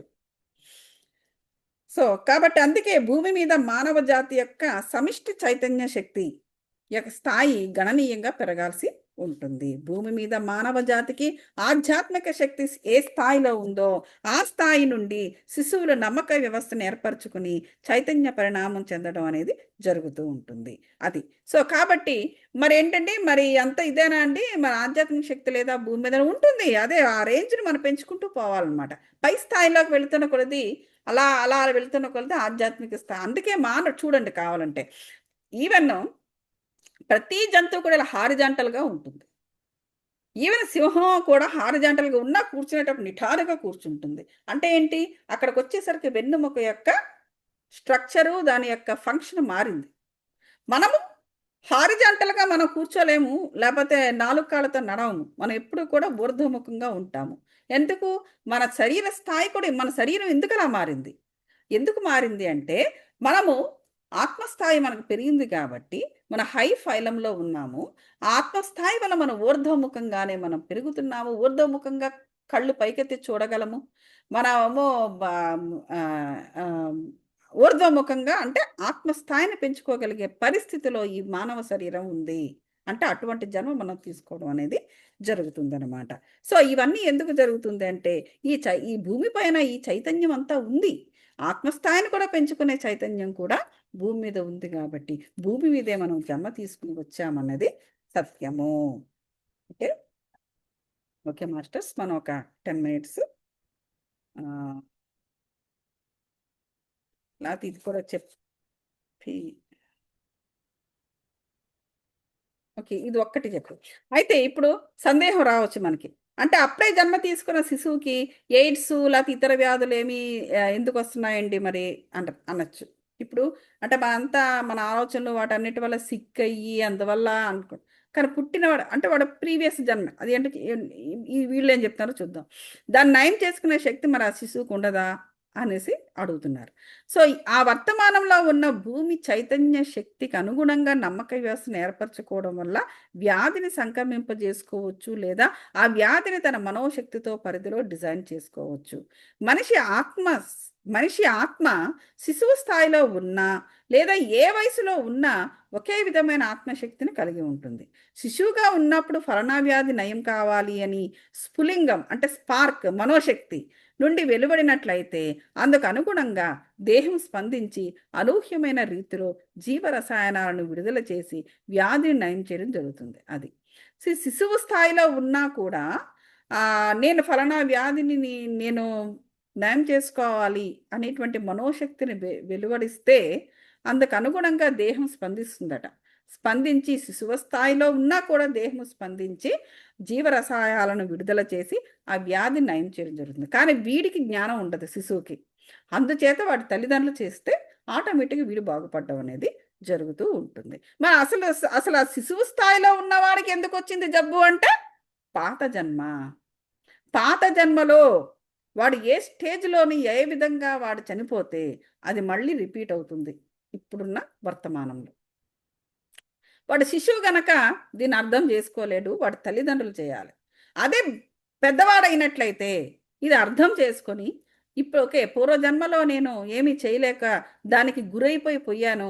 అట్‌లీస్ట్ ఇప్పుడు మళ్ళీ నాకు అవకాశం వచ్చింది దాన్ని మార్చుకునే అవకాశము అని ఈ సంకేతాలు, ఈ సిగ్నల్స్‌ని వాడు పాజిటివ్‌గా ఇచ్చుకొని ఆ జబ్బు నుంచి బయటపడి ఇంక అక్కడితో ఎప్పుడైతే అది హీలింగ్ అంటారు దాన్ని. ఎప్పుడైతే వాడు హీల్ చేసేసాడో ఇంక మళ్ళీ వెనక్కి వెళ్ళడం అనేది జరగదు. హీలింగ్ అంటే ఏంటండి? Doors close. నువ్వెప్పుడైతే డోర్ క్లోజ్ చేసావో హీలింగ్ అనే ప్రాసెస్ మీద మళ్ళీ నువ్వు వెనక్కి వెళ్ళవు. హీల్ అయిపోయిందింక. హీల్ కాకుండా అలాగా గాయాన్ని అలాగ ఉంచుకుంటే ప్రతి జన్మలోనే ఆ గాయం మళ్ళీ రేగుతూ ఉంటుంది. సో, అది హీలింగ్‌లో ఉన్న పవర్ అలాంటిది. మానవ జాతి సమిష్ట చైతన్య శక్తిని ఇతోధికంగా పెంచడానికి అందరూ సాధనను ఆశ్రయించాలి. భూమి మీద మనిషి యొక్క నమ్మక వ్యవస్థ సమిష్టి చైతన్య శక్తికి అనుగుణంగా రూపొందుతూ ఉంటుంది. బుద్ధుడు, జీసస్ లాంటి యోగులు కూడా వాటికి అతీతంగా ఉంటారు. వాటికి అతీతంగా ఉంటారు. ఎలాంటి నమ్మక వ్యవస్థలకు అతీతంగా ఉంటారు వాళ్ళు. ఎందుకంటే వాళ్ళది స్పిరిచువల్ సోల్స్. వాళ్ళు ద్వంద్వ స్థాయికి వచ్చారు అంటే మనుషులను తీర్చిదిద్దడానికి వచ్చిన వాళ్ళే తప్ప, కృష్ణుడు వచ్చాడు, కురుక్షేత్రం జరిపించాడు, అది ఆయన చేయాల్సిన కర్మలో ఒక భాగం కాబట్టి. అంతేగాని ఇప్పుడు పాండవులతో ఉన్నంత మాత్రం చేత వాళ్ళ నుంచి ఈయనకు వచ్చిన లావాదేవీలు ఏమీ లేవు. కృష్ణుడికి వచ్చిన లాభం ఏమీ లేదు. కృష్ణుడి వల్ల వీళ్ళు లాభం పొందారు. అలాగే కౌరవులకి మధ్య చెప్పి చెప్పి చెప్పి దానివల్ల కృష్ణుడికి వచ్చింది ఏమీ లేదు. వాళ్ళ నుంచి ఒరిగింది ఏమీ లేదు ఆయనకి. ఇంకా వాళ్ళు కనుక సరిగ్గా తీసుకుని ఉండుంటే కృష్ణుడి నుంచి బాగుండేది. అంతే తప్ప కృష్ణుడికి వచ్చింది ఏమీ లేదు. ఏముందండి? కాకపోతే కురుక్షేత్రము ఒకటే ఆయన జరిపించాడు. ఎందుకు? తను విశ్వాన్ని బ్యాలెన్స్గా మెయింటైన్ చేయడానికి. అదే ఆయన చేసే కర్మ. ఆ కర్మలో ఒక భాగం ఈ కురుక్షేత్రం. అందువల్ల వచ్చాడే తప్ప లేకపోతే వీళ్ళతో వచ్చేది పైసా ఏమీ లేదు ఆయనకు. అదనమాట. ఓకే. ఈ నమ్మక వ్యవస్థని ఛేదించుకొని నూతన ఒరవడిలో నిత్య ఉత్సాహము, నిత్య ఉత్సవము ముందడుగు వేయడానికి సర్వసామర్థ్యాలు ప్రతి శిశువులోని, ప్రతి పెద్ద మనిషిలో కూడా ఇమిడి ఉన్నాయి. శిశువే కాదు, అందరిలోని, మొత్తం ఆత్మలోని ఇమిడి ఉంది. నేను మారాలి అనే సంకల్పము చాలు మిగతా వాటన్నిటినీ మీ అంతర్ ప్రపంచం నడిపిస్తుంది. అది నేను మారాలి, నేను ఇన్నాళ్ళు ఇలా బతికాను, ఓకే, ఇక నుంచి నేను మారాలి, నాకు ఇది వద్దు అని వీడు అనుకుంటే ఆటోమేటిక్గా అంతరంగా ఉన్న ఈ పెద్ద మహావిశ్వ ప్రపంచం మన అంతరంలో ఈ మొత్తం విశ్వంలో ఉండేటువంటి ఇంగ్రీడియంట్స్ అన్నీ మనకు ఉన్నాయి. అవి ఆటోమేటిక్గా హెల్ప్ చేస్తాయి. శిశువులు జన్మలు తీసుకునే ముందే ఒక లక్ష్యము, పరమార్థము ఎంచుకుని అందుకు సరిపడే పరిస్థితులను ఎదుర్కొనేందుకు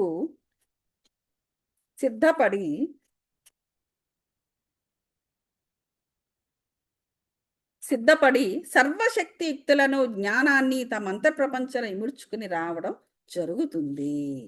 అర్థమైందండి ఇది? సో ఇక్కడతో మనము ఆపుదాము. కాసేపు మెడిటేషన్ చేద్దాం. అందరూ కూడా కళ్ళు మూసుకోండి మాస్టర్స్.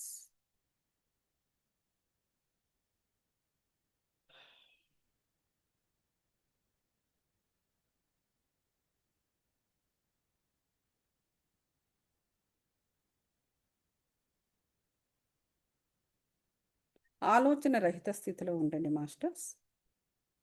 వెన్నెముకను నిటారుగా పెట్టి కళ్ళు మూసుకొని ఆలోచన రహిత స్థితిలో ఉండండి. శ్వాసతో కలిసి ఉండండి మాస్టర్స్. 2 అరచేతులను క్లాస్ప్ చేసుకొని కాళ్ళని యాంకిల్ లెవెల్లో మడుచుకొని కూర్చోండి మాస్టర్స్. ఆలోచన రహిత స్థితి, శాంతియుతంగా ఉండండి మాస్టర్స్. చల్లటి శాంతి అనేది టాప్ టు బాటమ్ శరీరంలో ప్రతి ఒక్క అంగానికి కూడా ఆ శాంతిని పంపించండి మాస్టర్స్.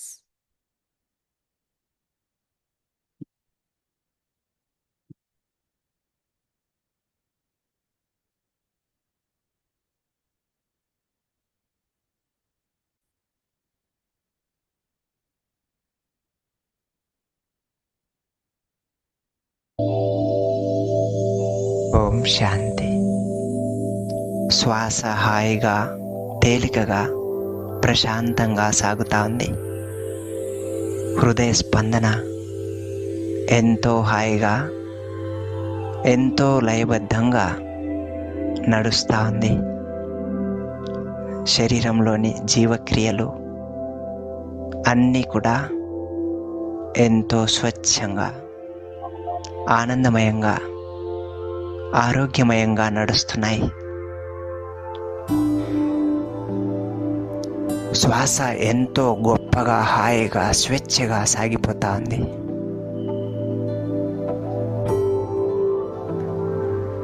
మనస్సులో నిదానంగా ప్రాపంచిక ఆలోచనలన్నిటినీ తగ్గించుకుంటూ నిదానంగా ఒక్కొక్క ఆలోచనని మనస్సులోని శాంతి వైపు మళ్ళిస్తున్నాను. మనస్సుని గాఢమైన నిశ్శబ్దం యొక్క స్థితిలోకి తీసుకొని వెళ్తున్నాను. నా చుట్టూ అనేక మీటర్ల వరకు గాఢమైన శాంతి, నిశ్శబ్దం ఆవహించినట్లుగా అనుభవం చేస్తున్నాను. ప్రపంచమంతటా ఒక సత్యమైన శాంతి వ్యాపించిపోయినట్లు నా మనస్సు, శరీరమంతా, ప్రతి కణంలో, ప్రతి అవయవంలో అపారమైన శాంతి తరంగాలు వ్యాపించినట్లు గాఢంగా అనుభూతి చేసుకుంటున్నాను. ఇప్పుడు నేను శ్వాసని గమనిస్తున్నాను.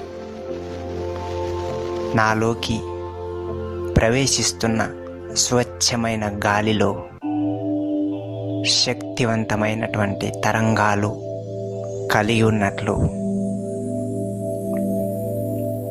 స్వచ్ఛమైన ప్రాణవాయువు నా శ్వాసలోకి చేరి శరీరమంతటా అలసటని, అలజడిని, అశాంతిని మటుమాయం చేసి తల నుంచి కాలి వరకు, మెదడు నుంచి అరికాలు వరకు ప్రతి అవయవంలో, ప్రతి శరీర భాగంలో, ప్రతి కండరంలో మహాశాంతి యొక్క తరంగాలు వ్యాపించిపోతున్నట్లు, శరీరమంతటా ప్రశాంతమైన చల్లదనంలో శరీర కణాలన్నీ గాఢమైన శాంతి యొక్క స్థితిలోకి లీనమైపోతున్నట్లు, హాయిగా శరీరం గాలి కంటే తేలికగా ఆనందపూరితమైనటువంటి తరంగాలతో నిండిపోయినట్లు ఒక స్వచ్ఛమైన మానసిక, శారీరక స్థితిని నేను ఆస్వాదిస్తున్నాను. చేతులు, కాళ్ళలో ప్రశాంతమైన చల్లదనం తయారవుతా ఉంది. శ్వాస ఎంతో హాయిగా, ఎంతో తేలికగా సాగుతా ఉంది. శరీరంలో రక్త ప్రవాహంలో కూడా గాఢమైన నిశ్శబ్దం యొక్క శాంతి ఆవహించింది. ఒక మహాశాంతిమయమైనటువంటి స్థితిలోకి మనస్సు, శరీరం చేరిపోతా ఉన్నాయి. తల నుంచి కాలి వరకు రక్త ప్రవాహంలో కూడా శాంతి అనే శక్తి వ్యాపించిపోతా ఉంది. శరీరంలో, మనస్సులో ఒక ప్రకాశవంతమైన దివ్య తేజస్సు నిండిపోయినట్లు ఊహించుకుంటున్నాను. భూగోళం చుట్టూ నిశ్శబ్దం, ప్రశాంతత, ఏకాంతం, చల్లదనం వ్యాపించిపోయినట్లు మనస్సు ద్వారా అనుభవం చేస్తున్నాను. ఇప్పుడు మనస్సు శరీరంలో కలుగుతున్న నిదానమైన విశ్రాంతి అనుభవాన్ని మనస్సు గమనిస్తా ఉంది. మనస్సు వేరే పనులు చేయటం లేదు. శరీర భాగాల్లోని తేలికదనాన్ని మాత్రమే గమనిస్తా ఉంది. మెదడులోకి శాంతి అనుభవం వ్యాపిస్తా ఉంది. మెదడులో నిదానంగా కణాలన్నీ భారాన్ని వదిలించుకొని అనేక సంవత్సరాల నుంచి ఉన్న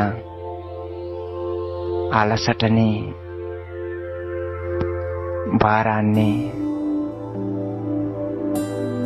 ఆవిరి రూపంలో వదిలేస్తున్నాయి.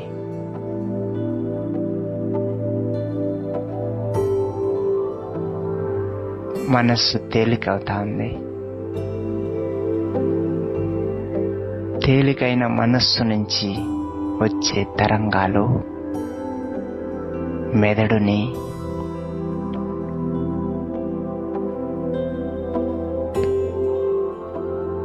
హాయిగా మార్చేస్తుంటాయి. మనస్సులో ప్రశాంతమైన భావాలు కలుగుతా ఉన్నాయి. నన్ను నేను శాంతింపచేసుకుంటూ శరీరాన్ని డీప్గా రిలాక్స్ చేస్తున్నాను.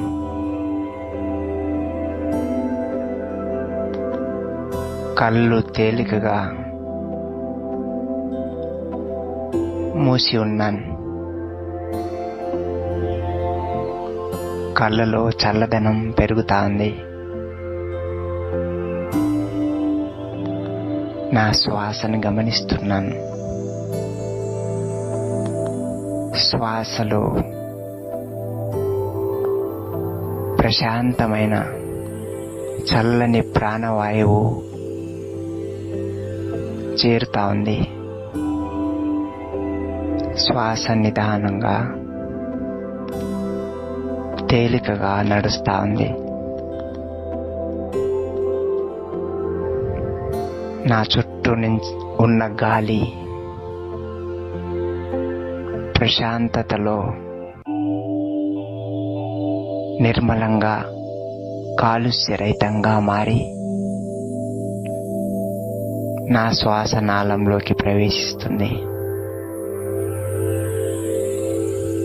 స్వచ్ఛమైన గాలిని నేను పీల్చుకుంటున్నాను.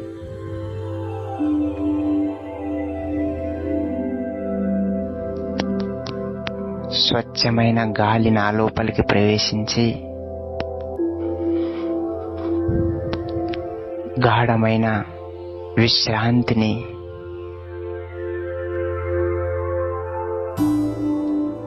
తాజాదనంతో కూడిన ప్రాణవాయువుని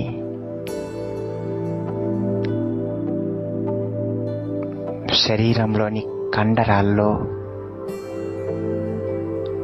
శరీరంలోని కణాల్లో వ్యాపించిపోతా ఉంది. స్వచ్ఛమైన గాలిలో ఉన్న తరంగాలు, స్వచ్ఛమైన గాలిలో ఉన్న ప్రాణవాయువు యొక్క శక్తి నా మెదడుని చల్లబరుస్తుంది. మెదడు శాంతిస్తా ఉంది.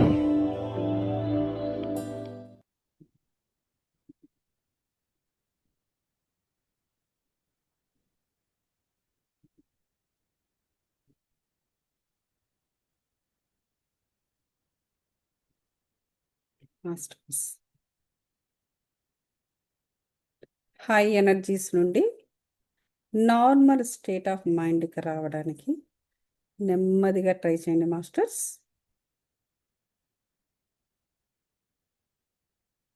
ఈ శాంతిని అలాగే కంటిన్యూ చేసుకోండి. మెడిటేషన్లో నుంచి బయటకు వచ్చేసినా కూడా ఈ శాంతి మీతోనే ఉండుగాక. తథాస్తు తథాస్తు తథాస్తు.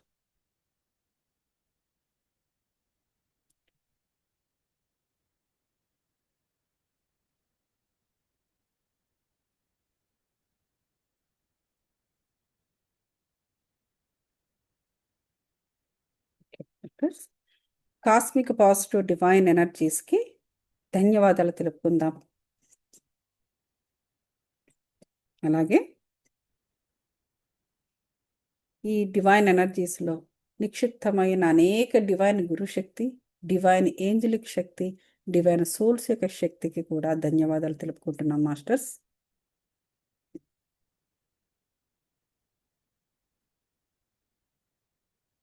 ఇప్పుడు పంచభూతాలకు, ప్రకృతి మాతకు కూడా ధన్యవాదాలు తెలుపుకుంటున్నాము.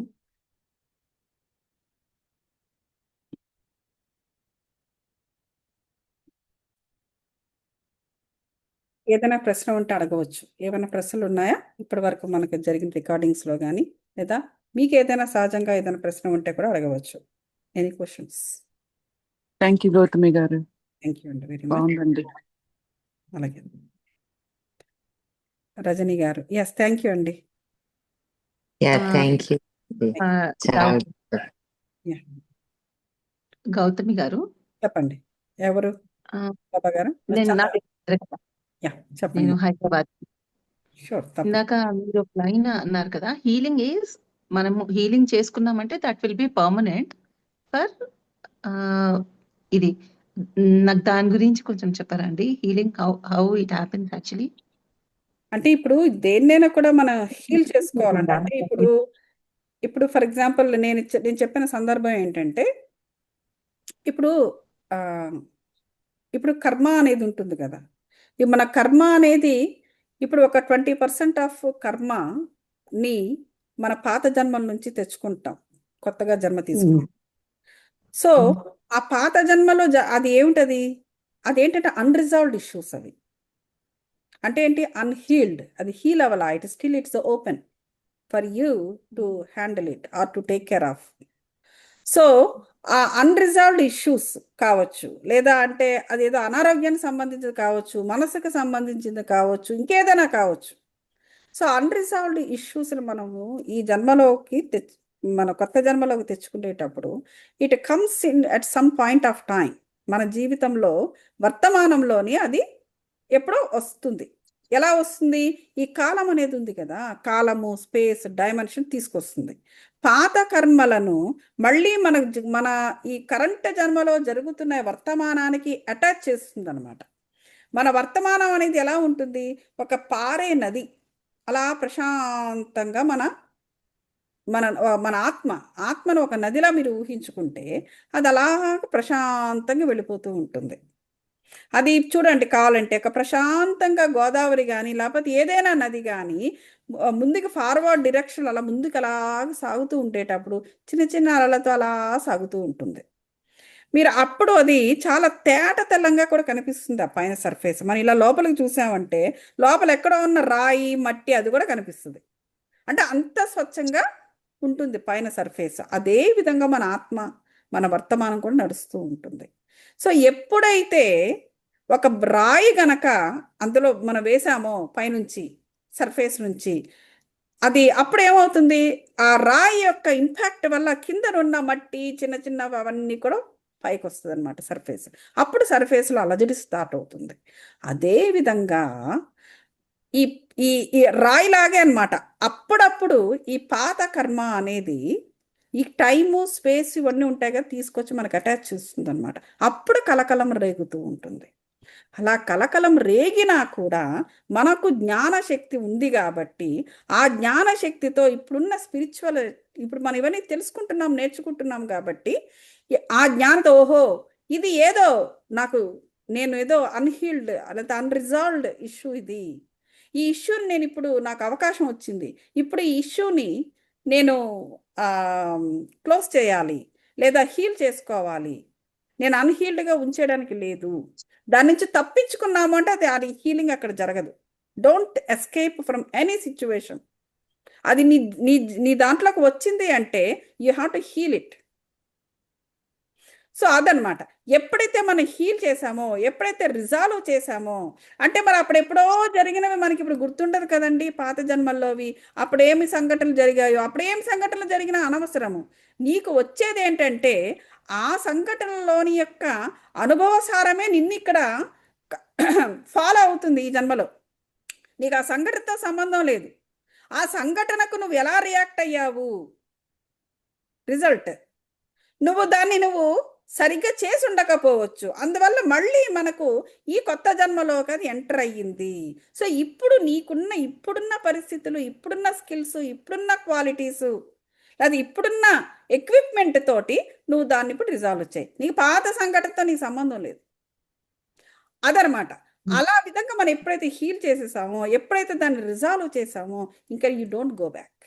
అంటే మళ్ళీ అది రిపిటేషన్ అనేది ఉండదు. అంటే రిసర్చ్ చేయడము అని అంటే అది ధ్యానంలో కూర్చుని మనం అనుకోవాలా ఇలాగా మనం అదే పాత ఉంటది. సంగతులు మనమే దేన్ని కూడా నాకు రా అని అనము, పో అని కూడా అనము మనము. అలాగే మనం వద్దన్నా కాదన్నా కూడా మనకు ఆటోమేటిక్గా ఏంటంటే ఈ కాలము, స్పేస్, డైమెన్షన్ అనేది మనకు అది ఇస్తూ ఉంటుంది ఆ అనుభవాలను. ఇచ్చినప్పుడు డిఫికల్టీ అనేది వచ్చింది. అది ఆ డిఫికల్టీని మనం రిజాల్వ్ చేసుకునేది కొన్ని ఉంటుంది, కొన్ని ఏమో రిజాల్వ్ అవ్వవు. ఆ, అంటే వీల్ హ్యావ్ టు అది ఎస్కేప్ అవ్వడానికి ఉండదు, రిజాల్వ్ అవ్వవు. ఇంకా ఫర్ ఎస్కేప్ ఎగ్జాంపుల్ అవ్వడానికి ఉండదు అన్నారు కదా, రిజాల్వ్ అవ్వదు అనుకోవద్దు. అదే అంటున్నాను. నువ్వు ఎస్కేప్ అవ్వడానికి కుదరదండి అంటే ఏంటి? You have to work on it. అది ఎస్కేప్ అవ్వడానికి ఉండదు అంటే ఏంటి? You must have to work on it. So దాన్ని రిజాల్వ్ చేయాల్సిందే. అప్పుడక్కడ హీలింగ్ అయిపోతుంది. ఇంకొకటి ఏంటంటే ఏదైనా డిఫికల్టీ ఉంటే దాన్ని ధ్యానంలో అది ఏంటంటే అవి వేరే. అప్పుడు చాలామంది మీ స్పిరిచువల్ మాస్టర్స్ చెప్తూ ఉంటారు, అదే మీరు చెప్తున్నట్టున్నారు. అదేంటంటే ఇప్పుడు మనకు మానవుడికి రకరకాల భయాలతో ఉంటాడు. ఫియర్ అనే విషయంలో చెప్పుంటారు వాళ్ళు. ఎట్లా అంటే వాటి శారీరక భయం ఉంటుంది, మానసిక భయం ఉంటుంది, బుద్ధి భయం ఉంటుంది, ఆత్మ భయం ఉంటుంది. ఈ రకరకాల భయాలతో మానవుడు ఎప్పుడు కూడా సతమతమవుతూ ఉంటాడు. శారీరక భయం అనుకోండి, ఫర్ ఎగ్జాంపుల్ ఏదో కిందకి ఇలా చూస్తే పైనుంచి ఏదో ఫోబియాస్ ఉంటాయి కొంతమందికి. చూసినప్పుడు కింద పడిపోతున్నట్టు అనిపిస్తుంది. అదొక మానసిక భయము, శారీరక భయం రెండు కలిసి ఉంటాయి. అదొక రకమైన భయం అనమాట, ఫోబియాస్. లేకపోతే డ్రైవ్ చేయడానికి కొంతమందికి భయం. సో కంపల్సరీగా వాళ్ళు ఏం చేయాలంటే, ఇప్పుడు మనకు అవకాశం వచ్చింది, జన్మ వచ్చింది కాబట్టి ఆ భయాలను వాళ్ళు ఓవర్కమ్ చేయాలి. అంటే ఇంకొకటి ఆత్మ భయాలు మెయిన్గా ఏంటంటే మెడిటేషన్లో కానీ డ్రీమ్స్లో కానీ ఆ పర్టికులర్ భయాలను తెచ్చుకొని దాని నుంచి బయటపడడం అనేది ఆత్మ భయాలకి ఎక్కువగా ఉంటుంది. మీకు శారీరక భయాలు ఇవేమైనా ఉన్నాయనుకోండి, ఇప్పుడు మనం ఇక్కడ ఈజీగా అధిగమించవచ్చు. పక్కన ఎవరినైనా కూర్చోబెట్టుకుని మెల్లగా డ్రైవ్ చేసుకుని మనం మెల్లగా భయాన్ని వదిలించుకోవచ్చు. అవి ఈజీ. కొన్ని ఆత్మ భయాలు అనేవి ఉంటాయి. ఈ ఆత్మ భయాలు ఏంటంటే వారు ఇంతకు మునుపు ఎప్పుడో జన్మలు తీసుకునేటప్పుడు, ఫర్ ఎగ్జాంపుల్ ఒక యాక్సిడెంట్ అనుకోండి, యాక్సిడెంటల్గా పోయారనుకోండి, అప్పుడు ఏం జరుగుతుందంటే ఆ భయము అది సడన్గా జరుగుతుంది, అది షాక్లోకి వెళ్తుంది ఆత్మ. అప్పుడు ఏం జరుగుతుందంటే పైగా అది అది అది క్షణమే అయినప్పటికీ, క్షణంలో ప్రాణం పోయినప్పటికీ కూడా ఆ పోయిన 2 క్షణాలు 3 క్షణాలు కూడా మహా బాధని అనుభవిస్తుంది. So it is a kind of shock to the soul. అవి ఆత్మ భయాలంటే. అలాగే కాకుండా ఈవెన్ కొన్ని శారీరక భయాలు, మానసిక భయాలు కూడా మానవుడు ఆలోచించి టూ మచ్గా ఎక్స్ట్రాపొలేట్ చేసి దాని ఆత్మ భయంలోకి కూడా తోసేసుకుంటూ ఉంటారు. కొంతమందికి అలవాట్లు ఉంటాయి. సో అటువంటి భయాలు ఏంటంటే మనకు అంతు చిక్కవు. But you all the time you will be under that pressure అనమాట. ఆ ఆత్మ భయము ఏదో చాలా అక్కడ ఏమీ జరగదు, ఏమీ ఉండదు, ఏదో మీద పడుతున్నట్టు, లేకపోతే ఇంకేదో అవుతున్నట్టు, నిద్రపోతుంటే ఎక్కడికో చీకట్లోకి వెళ్ళిపోతున్నట్టు, ఏదో రకరకాల భయాలతో బాధపడుతూ ఉంటారు. అవన్నీ ఆత్మకు పట్టిన భయాలన్నమాట. సో అటువంటి భయాలను మెడిటేషన్లో కూర్చుని ఆ మెడిటేషన్ ద్వారా ఆ భయాలను, ఆ పర్టికులర్ సంఘటన ఏదైతే బాధిస్తుందో దాన్ని మళ్ళీ బయటికి తెచ్చుకొని అక్కడ లేకపోతే ఏ ఆస్ట్రల్ మాస్టర్స్తోనో కనెక్ట్ అయ్యో, లేకపోతే దాని గురించి అడిగో, మాట్లాడో, ఏదో మొత్తానికి మెడిటేషన్స్లో రిజాల్వ్ చేసుకోవచ్చు. కొంతమంది డ్రీమ్స్లో కూడా రిజాల్వ్ చేసుకుంటూ ఉంటారు. మామూలు ఇతర భయాలు, మానసిక భయాలు, నర్వస్గా ఫీల్ అవడం, ఇంటర్వ్యూ అంటే నర్వస్గా ఫీల్ అవడం, ఎవరు ఏదైనా పబ్లిక్లో మైక్ పట్టుకుని మాట్లాడాలంటే నర్వస్గా ఫీల్ అవడము, ఇవన్నీ కూడా శారీరక మానసిక భయాలు. వాటిని మనము ఓవర్కమ్ చేయొచ్చు ఈజీ. సో దాన్ని మెడిటేషన్లోనే కూర్చోక్కర్లా, దాన్ని ప్రాక్టీస్లో పెడితేనే అవి అందులో నుంచి బయటపడతాం. మెడిటేషన్లో కూర్చొని లేకపోతే డ్రీమ్స్లోకి రప్పించుకొని చేసేవి ఆత్మ భయాలు. సో అది సంగతి. సో అవి కూడా హీలింగే, అదో టైప్ ఆఫ్ హీలింగ్. అవేంటంటే ఆ ఆత్మకి పట్టుకొని పీడిస్తున్న ఆ భయాలను నుంచి హీల్ చేసుకోవడం అనమాట. అంటే కొంతమంది ఆస్ట్రల్ మాస్టర్స్తో కనెక్ట్ అవుతారు, వాళ్ళు చెప్తారు what to do, how to do అన్నది అట్లా. ఇవన్నీ కూడా హీలింగ్సేనండి. ఇప్పుడు నేను చెప్పాను కదా, శారీరక మానసిక భయాలు.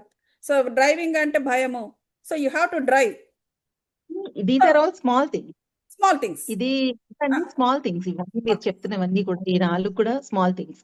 మెయిన్ థింగ్స్ వచ్చేసి అన్రిజాల్వ్ థింగ్స్ అంటే రిలేషన్షిప్స్, ఫ్యామిలీ మెంబర్స్ తోటి ఇలాంటివి వస్తూ ఉంటాయి. సో వాటి గురించి నేను అడిగాను అనమాట. వాటిని కూడా ఫ్యామిలీ ఇష్యూస్ కూడా రిజాల్వ్. భార్యాభర్తలు ఇద్దరు విడిపోతారు, ఏదో కారణాలు ఉంటాయి, చిన్న కారణం కావచ్చు.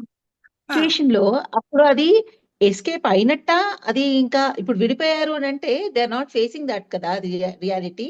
Does that mean like they are escaping the situation? Escaping the situation. ఎందుకంటే విడిపోవడం ఇప్పుడు హిందూ మతంలో, ఏ మతంలోనైనా కావచ్చు, ఇప్పుడు పెళ్లి చేసుకోవడమే తప్ప విడాకులకి మనకు సాంప్రదాయం లేదు. మ్యారేజ్ చేసుకునేంత వరకే, విడాకులకు సపరేట్ రిచువల్ అనేది లేదు. అంటే అర్థం ఏంటి అక్కడ? పెళ్లి చేసుకోవడమే తప్ప విడిపోవడానికి కుదరదు అని అర్థం అక్కడ. కానీ కోర్టు కుదిరిస్తుంది. By that is called convenience. ఎందుకంటే వాళ్ళిద్దరు కలిసి బ్రతకడానికి వాళ్ళు ఇష్టపడటం లేదు కాబట్టి ఒక కన్వీనియంట్ ఇదిని ఏర్పాటు చేస్తుంది కోర్టు.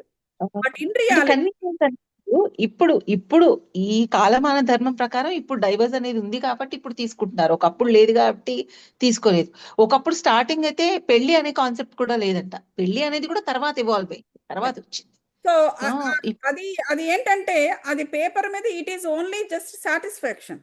మళ్ళీ పిల్లలకి పెళ్లిళ్ళు అయినా అవ్వాలి అనేటప్పుడు మళ్ళీ వాడొచ్చి లేకపోతే ఈమొచ్చి ఇద్దరు కూడా పీటల మీద కూర్చొని కన్యాదానం చేస్తున్నారు. మరి విడిపోవాలి కదా, ఏమవుతుంది వాళ్ళిద్దరు లేకపోతే ఇంకో రకంగా పెళ్లి చేసుకుంటారు.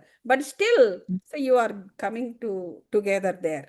అలాగే వాళ్ళిద్దరిలో ఎవరో ఒకళ్ళు చనిపోయారు అనుకోండి, చనిపోతే అది మరి వాళ్ళు ఇప్పుడు భర్త చనిపోయాడు, స్త్రీ the rest of the things she has to undergo. ఇప్పుడు కోర్టు ద్వారా విడిపోయినప్పటికీ కూడా, ఈవెన్ అతను మరొక స్త్రీని పెళ్లి చేసుకున్నప్పటికీ కూడా, అతనికి ఫస్ట్ ఫలానా ఆ మొదట ఆవిడ యొక్క ఒకవేళ ఆవిడ చనిపోయింది అనుకో, మొదట ఆవిడ యొక్క విడో అని చెప్పేసి ఇతనికి అంటారు. రెండో ఆమెను చేసుకున్నాడు కదా అని చెప్పేసి మొదట ఆవిడ పేరు పోకుండా ఉండదు. So that is what it is. ఇదంతా కూడా ఏంటంటే ఇది మనము ఏర్పాటు చేసుకున్న social arrangements. So it was not resolved. అక్కడ ఏంటంటే నువ్వు ఒక కన్వీనియంట్ తీసుకున్నావు అంతే. ఒకవేళ ఆడామె కూడా ఇంకో పెళ్లి చేసుకుంటే విచ్ ఎవర్ మ్యారేజ్ చేసి అదే కౌంట్ లోకి వస్తుంది కదండి. మొదటి మ్యారేజ్ అప్పుడు కౌంట్ అవుతుందా మళ్ళీ ఆ కర్మ అనేది? మళ్ళీ ధర్మ సందేహాల్లో కూడా ఈ ప్రశ్న అడిగారు ఒకసారి భక్తి టీవీలో. అడిగితే ఆయన ఏమన్నారంటే, ఆయన పేరేదో ఉంది, ఆయన ఏమన్నారంటే తప్పకుండా మరొక పురుషుణ్ణి చేసుకోవడం మంచిదే, ఎందుకంటే కానీ అతను చనిపోయినప్పుడు, మొదటి వ్యక్తి చనిపోయినప్పుడు వైఫ్గా ఈమె చేయవలసినవి మాత్రము ఈవిడ వంతు ఈవిడికి ఉంటుంది. మరో వ్యక్తిని చేసుకున్నంత మాత్రం చేత ఇది ఇక్కడ వదిలేసినట్టు కాదు అని క్లియర్గా చెప్పేశారు. ఇది ధర్మం. ఇది ధర్మం గురించి మాట్లాడేటప్పుడు ధర్మం అనేది ధర్మో రక్షతి రక్షితః. ఇంత ఎందుకు? Diana and Prince Charles. Diana వెళ్ళిపోయింది, ఎక్కడో చనిపోయింది ఆవిడ యాక్సిడెంటల్గా. But prince has done everything. Even వాళ్ళల్లో కూడా అలా ఉన్నారు, వాళ్ళు కూడా అలాగే ఉన్నారు. సో ధర్మం అది. సో డయానా ఎలాగో వెళ్ళిపోయింది కదా నా జీవితంలో నుంచి, now I have different and she has her own life, I have my own life అనుకోలేదు కదా. ప్రిన్స్ చార్ల్స్ ఏం చేశాడు? డయానాకి ఇవ్వాల్సిన ఆ ప్రిన్స్ రాచమర్యాదలతోనే ఆవిడ తీసుకుని వెళ్ళాడు. ఆ రాచమర్యాదల ప్రకారమే తను ఒక భర్తగా తను చేయాల్సినవన్నీ ఆవిడకి చేశాడు. సో వెస్టర్న్ కంట్రీస్ కూడా వారి ధర్మాలను వాళ్ళు పాటిస్తున్నారు. సో కాబట్టి ధర్మం దగ్గరకు వచ్చేసరికి there is no break in it. అది. సో హీలింగ్ ఇక్కడ మనం మాట్లాడుకుంటున్నది హీలింగ్. రిలేషన్షిప్స్ లో కూడా we have to resolve that. నువ్వు ఎప్పుడైతే ఇష్యూని రిజాల్వ్ చేసావో automatically it will be healed. అంటే ఏంటి, డోర్స్ విల్ బి క్లోజ్. లేదంటే అదే మళ్ళీ మరో జన్మకి మళ్ళీ అది రిపీట్ అవుతుంది అనమాట. నువ్వు ఎంతవరకు చేసి ఆపేసావో అక్కడ నుంచి మళ్ళీ రిపీట్ అవుతుంది. Yeah, understood. అదే. థ్యాంక్స్ అండి. Thank you so much. Meditation చాలా బాగుంది. Meditation, thank you so much. Yeah, okay అండి. Thank you so much. If no questions, any questions Rajani garu? Yeah, all right. If no questions, thank you so much. And మళ్ళీ మనము ఈ సేతు విజ్ఞానము మనం every Monday చెప్పుకుంటున్నాం కదా, సో మళ్ళీ వచ్చే మండే కలుద్దాం. Thank you so much. నమస్తే. Thank you Gautami. Thank you అండి. Thank you madam. Thank you.